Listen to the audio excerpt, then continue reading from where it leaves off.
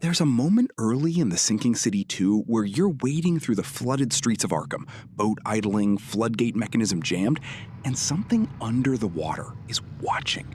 It's not investigating anymore, it's surviving. Frogwares' 2019 original was a detective game with horror seasoning. The sequel flips that ratio entirely. Safe rooms, item boxes, rationed ammo, and a protagonist named Calvin Rafferty trying to pull his partner Faye back from a ritual gone wrong. It's survival horror through and through, and critics have clocked the DNA immediately. Resident Evil structure, Silent Hill's dread, all filtered through Lovecraft's cosmic indifference. But none of that architecture appeared from nowhere.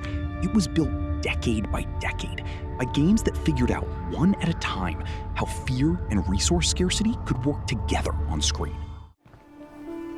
Faye Adelaide Bennett. Calvin! Will you contact a god with me?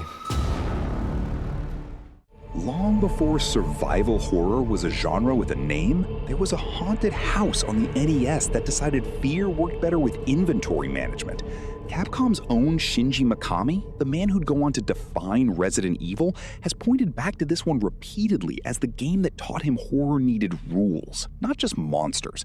It's clunky, it's obscure outside Japan, and it laid a foundation nobody noticed they were standing on.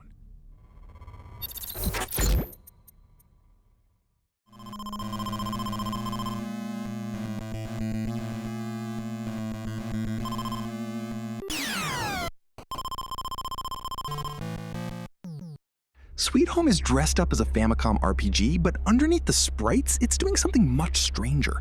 5 characters, a finite set of items, and permanent death if you run out of the wrong resource in the wrong room.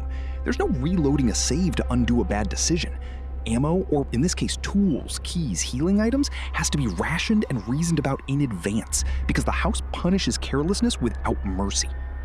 That single design decision, that horror is scarier when it's tied to logistics, not just jump scares, is the thread that runs unbroken into everything Arkham's flooded streets ask of Calvin Rafferty decades later. Sweet Home didn't have combat as sophisticated as what came after, and it didn't have a name for the genre it was quietly inventing, but the shape is already there. Exploration, scarcity, dread, and a house that wants you dead. Everything that followed was refinement, not invention. A few years later, on PC rather than console, a different studio picked up that same idea and gave it teeth and a camera. Fixed angles, tank controls, a mansion full of eldritch horror lifted straight from the same mythos The Sinking City 2 draws from. This is the game Frogwares themselves have pointed to directly as foundational to their design thinking.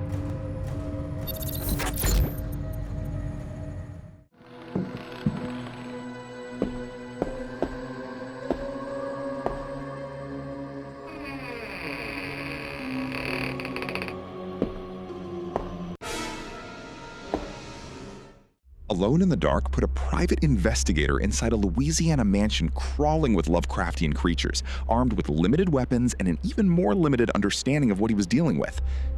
The fixed camera angles weren't a technical limitation dressed up as a choice. They were the choice, engineered specifically to hide threats just outside the frame, to make the player feel like the room itself was working against them. It's also worth sitting with the obvious. A Lovecraft-adjacent detective wandering a decaying, monster-infested building, piecing together an occult mystery while barely surviving the encounter? That's not just a genre ancestor to The Sinking City 2. That's close to a direct blueprint. Frogwares has named this game explicitly as part of their design conversation, and it shows in how deliberately Arkham's tightest spaces are staged for maximum dread. By the early 2000s, survival horror had learned combat and resource management from its predecessors. What it hadn't fully explored yet was psychological horror, dread as an internal, not just external threat. One foggy town changed that, and its fingerprints are all over the flooded streets Calvin wades through generations later.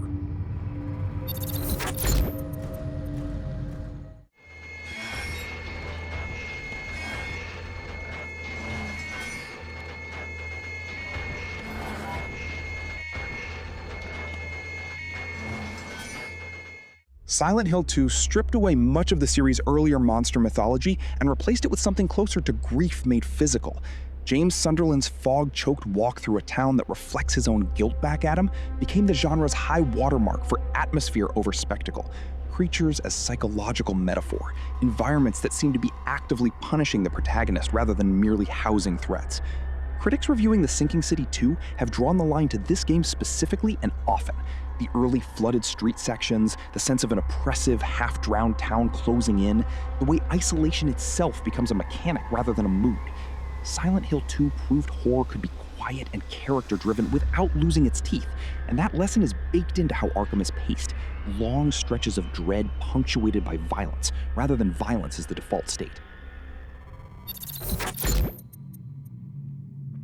A decade later, survival horror found a new obsession: psychological unreliability.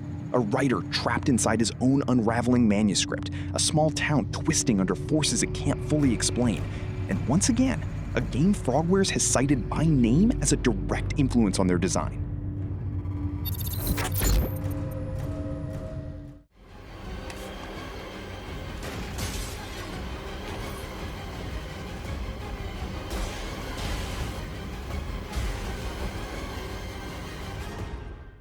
Alan Wake follows its title character into the Pacific Northwest town of Bright Falls, where darkness is a literal, mechanical enemy, light as both weapon and sanity meter, narrative fragments scattered like breadcrumbs through a story the protagonist is actively losing control of. It's less about ammo scarcity than its survival horror forebears, and more about atmosphere as an active antagonist, something closing in from every direction at once. Frogwares has named this game explicitly among the titles that shaped the Sinking City 2's approach to dread, and the influence tracks. Calvin Rafferty's journey through Arkham carries that same sense of narrative and environmental instability, of a world that's actively working to disorient rather than simply threaten. Alan Wake proved horror didn't need a body count to unsettle. It needed a protagonist you weren't sure you could trust to interpret what he was seeing. Which brings the lineage to now, to a game that stripped survival horror down to something closer to its purest form. No dialogue, no HUD, no hand-holding, just a body moving through a world that seems to actively resent its presence. It's the strangest entry on this list, and maybe the truest to what cosmic horror is supposed to feel like.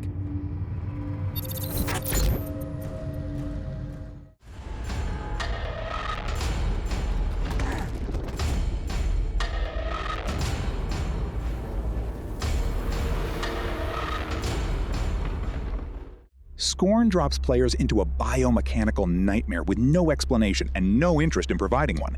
Every door, every tool, every creature is grotesquely organic. H.R. Geiger by way of Lovecraft's total indifference to human comprehension.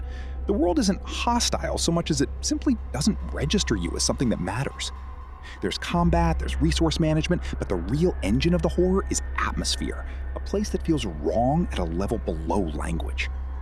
It's a smaller, stranger game than most of what's come before it on this list, and it hasn't had the cultural footprint of the genre's bigger names, which makes it a fitting closest point in the lineage.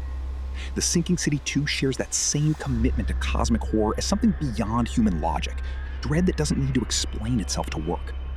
Where Scorn strips away narrative almost entirely, Arkham keeps just enough of a human story, Calvin, Faye, the ritual gone wrong, to make its own indifferent universe hurt more.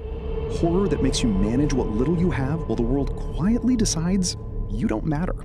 The Sinking City 2 didn't invent any of it. It inherited a lineage built one flooded room, one foggy town, one biomechanical nightmare at a time. That's the thing about a good family tree. The roots are always stranger and older than you expect.